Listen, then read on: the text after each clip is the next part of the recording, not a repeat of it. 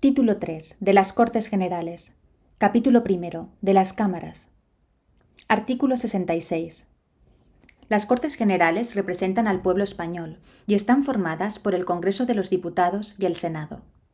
Las Cortes Generales ejercen la potestad legislativa del Estado, aprueban sus presupuestos, controlan la acción del Gobierno y tienen las demás competencias que les atribuya la Constitución. Las Cortes Generales son inviolables. Artículo 67. Nadie podrá ser miembro de las dos cámaras simultáneamente ni acumular el acta de una asamblea de comunidad autónoma con la de diputado al Congreso. Los miembros de las Cortes Generales no estarán ligados por mandato imperativo. Las reuniones de parlamentarios que se celebren sin convocatoria reglamentaria no vincularán a las cámaras y no podrán ejercer sus funciones ni ostentar sus privilegios. Artículo 68. El Congreso se compone de un mínimo de 300 y un máximo de 400 diputados, elegidos por sufragio universal, libre, igual, directo y secreto, en los términos que establezca la ley. La circunscripción electoral es la provincia. Las poblaciones de Ceuta y Melilla estarán representadas cada una de ellas por un diputado. La ley distribuirá el número total de diputados asignando una representación mínima inicial a cada circunscripción y distribuyendo los demás en proporción a la población. La elección se verificará en cada circunscripción atendiendo a criterios de representación proporcional. El Congreso es elegido por 4 años. El mandato de los diputados termina 4 años después de su elección o el día de la disolución de la Cámara. Son electores y elegibles todos los españoles que estén en pleno uso de sus derechos políticos. La ley reconocerá y el Estado facilitará el ejercicio del derecho de sufragio a los españoles que se encuentren fuera del territorio de España. Las elecciones tendrán lugar entre los 30 días y 60 días desde la terminación del mandato. El Congreso electo deberá ser convocado dentro de los 25 días siguientes a la celebración de las elecciones. Artículo 69. El Senado es la Cámara de Representación Territorial. En cada provincia se elegirán 4 senadores por sufragio universal, libre, igual, directo y secreto por los votantes de cada una de ellas, en los términos que señale una ley orgánica. En las provincias insulares, cada isla o agrupación de ellas, con cabildo o consejo insular, constituirá una circunscripción a efectos de elección de senadores, correspondiendo 3 a cada una de las islas mayores, Gran Canaria, Mallorca y Tenerife, y 1 a cada una de las siguientes islas o agrupaciones: Ibiza-Formentera, Menorca, Fuerteventura, Gomera, Hierro, Lanzarote y La Palma. Las comunidades autónomas designarán además un senador y otro más por cada millón de habitantes de su respectivo territorio. La designación corresponderá a la Asamblea Legislativa o, en su defecto, al órgano colegiado superior de la comunidad autónoma, de acuerdo con lo que establezcan los estatutos, que asegurarán, en todo caso, la adecuada representación proporcional. El Senado es elegido por 4 años.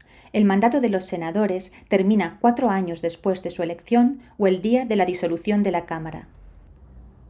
Artículo 70. La ley electoral determinará las causas de inelegibilidad e incompatibilidad de los diputados y senadores, que comprenderán, en todo caso, a los componentes del Tribunal Constitucional, a los altos cargos de la Administración del Estado que determine la ley, con la excepción de los miembros del Gobierno, al Defensor del Pueblo, a los magistrados, jueces y fiscales en activo, a los militares profesionales y miembros de las fuerzas y cuerpos de seguridad y policía en activo, a los miembros de las juntas electorales. La validez de las actas y credenciales de los miembros de ambas cámaras estará sometida al control judicial en los términos que establezca la ley electoral. Artículo 71. Los diputados y senadores gozarán de inviolabilidad por las opiniones manifestadas en el ejercicio de sus funciones. Durante el período de su mandato, los diputados y senadores gozarán asimismo de inmunidad y solo podrán ser detenidos en caso de flagrante delito. No podrán ser inculpados ni procesados sin la previa autorización de la Cámara respectiva. En las causas contra diputados y senadores será competente la Sala de lo Penal del Tribunal Supremo. Los diputados y senadores percibirán una asignación que será fijada por las respectivas cámaras. Las cámaras establecen sus propios reglamentos, aprueban autónomamente sus presupuestos y de común acuerdo regulan el estatuto del personal de las Cortes Generales.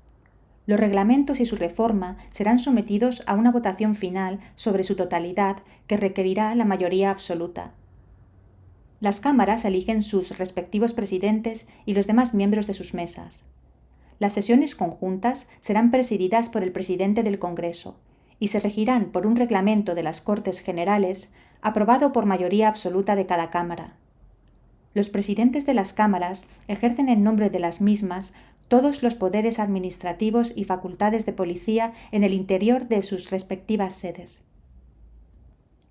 Artículo 73. Las cámaras se reunirán anualmente en 2 periodos ordinarios de sesiones, el primero de septiembre a diciembre y el segundo de febrero a junio. Las cámaras podrán reunirse en sesiones extraordinarias a petición del Gobierno, de la Diputación Permanente o de la mayoría absoluta de los miembros de cualquiera de las cámaras. Las sesiones extraordinarias deberán convocarse sobre un orden del día determinado y serán clausuradas una vez que éste haya sido agotado. Artículo 74. Las cámaras se reunirán en sesión conjunta para ejercer las competencias no legislativas que el título 2 atribuye expresamente a las Cortes Generales. Las decisiones de las Cortes Generales previstas en los artículos 94.1, 145.2 y 158.2 se adoptarán por mayoría de cada una de las cámaras. En el primer caso, el procedimiento se iniciará por el Congreso y en los otros dos por el Senado. En ambos casos, si no hubiere acuerdo entre Senado y Congreso, se intentará obtener por una comisión mixta compuesta de igual número de diputados y senadores. La comisión presentará un texto que será votado por ambas cámaras. Si no se aprueba en la forma establecida, decidirá el Congreso por mayoría absoluta. Artículo 75. Las cámaras funcionarán en pleno y por comisiones. Las cámaras podrán delegar en las comisiones legislativas permanentes la aprobación de proyectos o proposiciones de ley. El Pleno podrá, no obstante, recabar en cualquier momento el debate y votación de cualquier proyecto o proposición de ley que haya sido objeto de esta delegación. Quedan exceptuados de lo dispuesto en el apartado anterior la reforma constitucional, las cuestiones internacionales, las leyes orgánicas y de bases y los presupuestos generales del Estado. Artículo 76.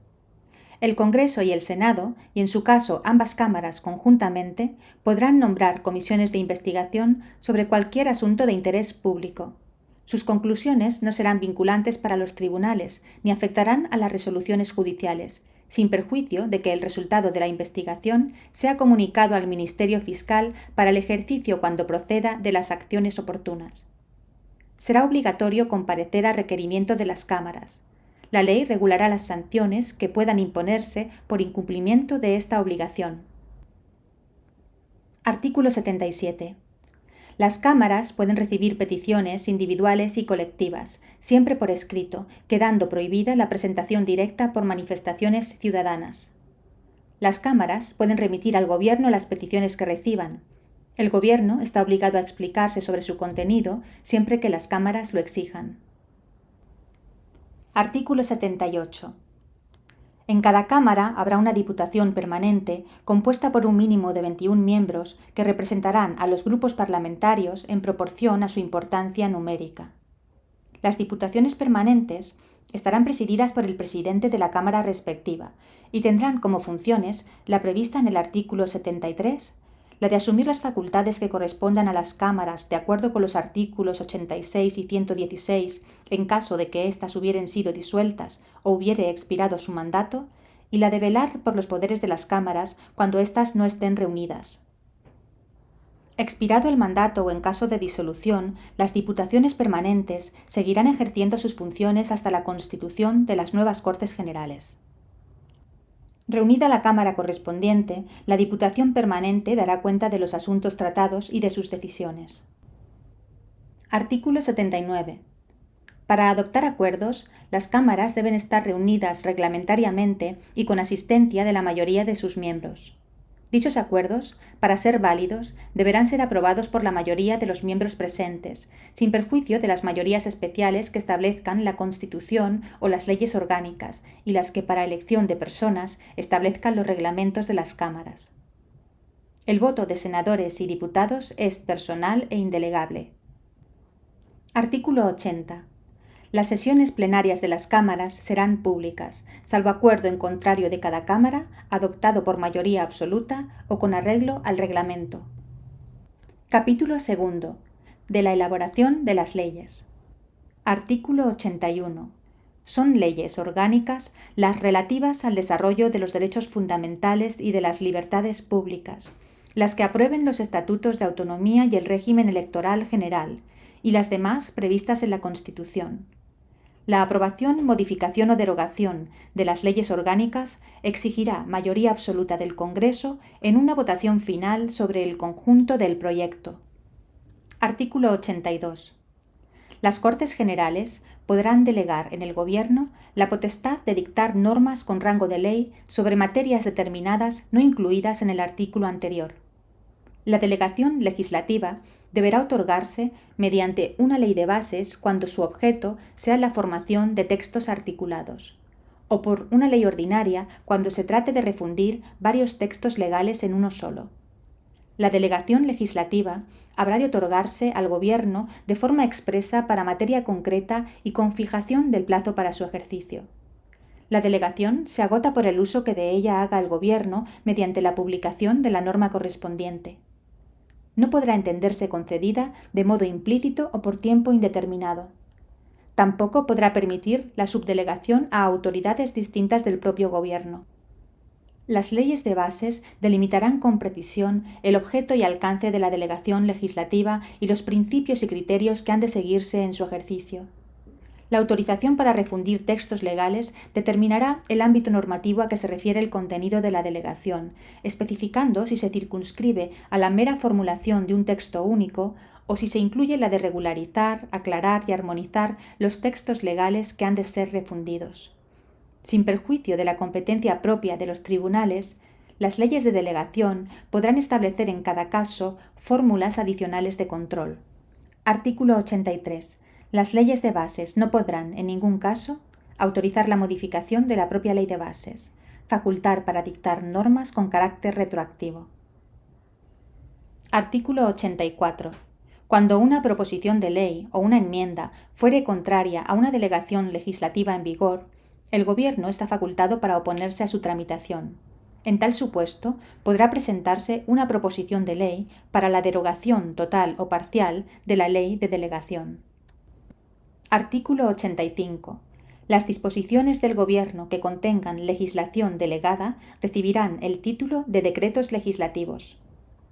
Artículo 86. En caso de extraordinaria y urgente necesidad, el Gobierno podrá dictar disposiciones legislativas provisionales que tomarán la forma de decretos leyes y que no podrán afectar al ordenamiento de las instituciones básicas del Estado, a los derechos, deberes y libertades de los ciudadanos regulados en el título 1, al régimen de las comunidades autónomas, ni al derecho electoral general. Los decretos leyes deberán ser inmediatamente sometidos a debate y votación de totalidad al Congreso de los Diputados, convocado al efecto si no estuviere reunido en el plazo de los 30 días siguientes a su promulgación. El Congreso habrá de pronunciarse expresamente dentro de dicho plazo sobre su convalidación o derogación, para lo cual el reglamento establecerá un procedimiento especial y sumario. Durante el plazo establecido en el apartado anterior, las Cortes podrán tramitarlos como proyectos de ley por el procedimiento de urgencia. Artículo 87. La iniciativa legislativa corresponde al Gobierno, al Congreso y al Senado, de acuerdo con la Constitución y los reglamentos de las cámaras. Las asambleas de las comunidades autónomas podrán solicitar del Gobierno la adopción de un proyecto de ley, o remitir a la mesa del Congreso una proposición de ley, delegando ante dicha Cámara un máximo de 3 miembros de la Asamblea encargados de su defensa. Una ley orgánica regulará las formas de ejercicio y requisitos de la iniciativa popular para la presentación de proposiciones de ley. En todo caso, se exigirán no menos de 500.000 firmas acreditadas. No procederá dicha iniciativa en materias propias de ley orgánica, tributarias o de carácter internacional, ni en lo relativo a la prerrogativa de gracia. Artículo 88. Los proyectos de ley serán aprobados en Consejo de Ministros, que los someterá al Congreso acompañados de una exposición de motivos y de los antecedentes necesarios para pronunciarse sobre ellos. Artículo 89. La tramitación de las proposiciones de ley se regulará por los reglamentos de las cámaras, sin que la prioridad debida a los proyectos de ley impida el ejercicio de la iniciativa legislativa en los términos regulados por el artículo 87. Las proposiciones de ley que, de acuerdo con el artículo 87, tome en consideración el Senado, se remitirán al Congreso para su trámite en este como tal proposición. Artículo 90. Aprobado un proyecto de ley ordinaria o orgánica por el Congreso de los Diputados, su presidente dará inmediata cuenta del mismo al presidente del Senado, el cual lo someterá a la deliberación de éste. El Senado, en el plazo de 2 meses a partir del día de la recepción del texto, puede, mediante mensaje motivado, oponer su veto o introducir enmiendas al mismo. El veto deberá ser aprobado por mayoría absoluta. El proyecto no podrá ser sometido al Rey para sanción sin que el Congreso ratifique por mayoría absoluta, en caso de veto, el texto inicial o por mayoría simple una vez transcurridos 2 meses desde la interposición del mismo, o se pronuncie sobre las enmiendas aceptándolas o no por mayoría simple. El plazo de 2 meses de que el Senado dispone para vetar o enmendar el proyecto se reducirá a 20 días naturales en los proyectos declarados urgentes por el Gobierno o por el Congreso de los Diputados. Artículo 91. El Rey sancionará en el plazo de 15 días las leyes aprobadas por las Cortes Generales y las promulgará y ordenará su inmediata publicación. Artículo 92. Las decisiones políticas de especial trascendencia podrán ser sometidas a referéndum consultivo de todos los ciudadanos. El referéndum será convocado por el Rey, mediante propuesta del presidente del Gobierno previamente autorizada por el Congreso de los Diputados. Una ley orgánica regulará las condiciones y el procedimiento de las distintas modalidades de referéndum previstas en esta Constitución. Capítulo 3. De los tratados internacionales. Artículo 93. Mediante ley orgánica se podrá autorizar la celebración de tratados por los que se atribuya a una organización o institución internacional el ejercicio de competencias derivadas de la Constitución. Corresponde a las Cortes Generales o al Gobierno, según los casos, la garantía del cumplimiento de estos tratados y de las resoluciones emanadas de los organismos internacionales o supranacionales titulares de la cesión. Artículo 94. La prestación del consentimiento del Estado para obligarse por medio de tratados o convenios requerirá la previa autorización de las Cortes Generales en los siguientes casos. Tratados de carácter político. Tratados o convenios de carácter militar. Tratados o convenios que afecten a la integridad territorial del Estado o a los derechos y deberes fundamentales establecidos en el Título I. Tratados o convenios que impliquen obligaciones financieras para la hacienda pública. Tratados o convenios que supongan modificación o derogación de alguna ley o exijan medidas legislativas para su ejecución. El Congreso y el Senado serán inmediatamente informados de la conclusión de los restantes tratados o convenios. Artículo 95. La celebración de un tratado internacional que contenga estipulaciones contrarias a la Constitución exigirá la previa revisión constitucional. El Gobierno o cualquiera de las cámaras puede requerir al Tribunal Constitucional para que declare si existe o no esa contradicción. Artículo 96. Los tratados internacionales válidamente celebrados, una vez publicados oficialmente en España, formarán parte del ordenamiento interno. Sus disposiciones solo podrán ser derogadas, modificadas o suspendidas en la forma prevista en los propios tratados o de acuerdo con las normas generales del derecho internacional.